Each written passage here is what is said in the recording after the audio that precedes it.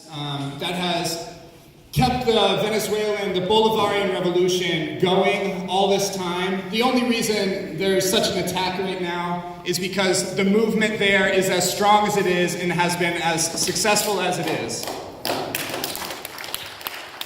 So, in that spirit, I'm gonna start us in a clap, and we're gonna build in that clap, and then we're gonna have a special guest perform for us. So, ready? Let's go.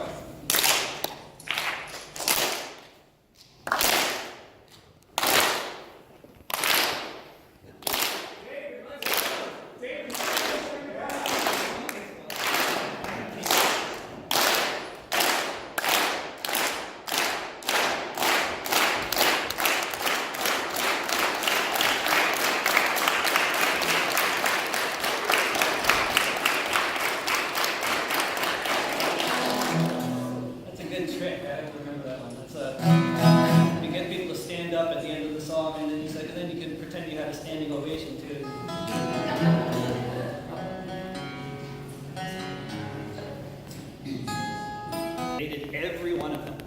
And I'm just going to do a song about the first time the United States invaded Mexico, which was in 1846. And I think it's very relevant just to give you a little 2-minute introduction here, because what we're facing now is the possibility of a U.S. invasion of a country that has more oil than any other country in the world, which is why the U.S. is interested in the possibility of invading it. This is a bipartisan thing, as you probably have figured out by now. And when the U.S., the first time the U.S. made a foreign policy decision sort of to invade another country once the U.S. was already a country was in 1811, when after the biggest slave revolt in the U.S. in New Orleans, or more or less during that time, because the U.S. the troops went to Florida and left New Orleans undefended.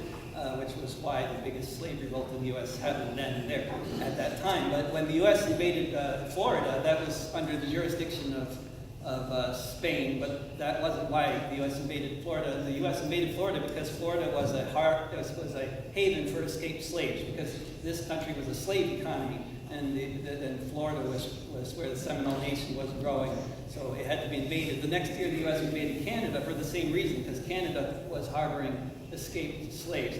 And then when Mexico became an independent, republic, or whatever you call it, not really a republic, but anyway, it wasn't under Spanish rule. They got rid of, they abolished slavery. Then the United States invaded. So you get some idea of why the U.S. made its foreign policy decisions back in the days when America was great. I think that was the day. That was the time. I'm pretty sure. We had, slavery and genocide. I think that's the idea. Of course, as with all U.S. foreign policy and domestic policy decisions, there are very large numbers of people within the U.S. population and around the world that cooperate with the program. And that's why we have, sovereign nations in the Americas today rather than colonies of the U.S. And this is a song about 202 people, mostly from Ireland, but also a few others who didn't go along with the program when the U.S. invaded Mexico. There's a chorus. I don't recommend clapping along, because then you won't hear the lyrics, but if you know the lyrics, you can sing the chorus. There's at least 2 of you who know the lyrics, I'm sure. My name is John Riley. I'll have your ear only a while. I left my dear home in Ireland. It was death, starvation, or exile. When I got to America, it was my duty to go. Enter the army and slog across Texas to join in the war against Mexico. And it was there in the pueblos and hillsides that I saw the mistake I had made. Part of the conquering army with the morals of a bayonet blade.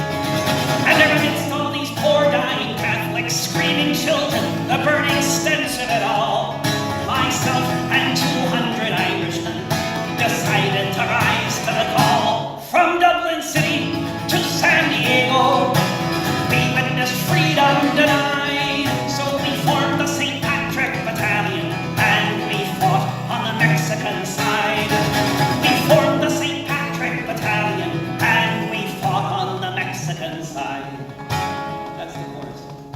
we marched beneath the green flag of St. Patrick and blazoned with Erin Gold Rock.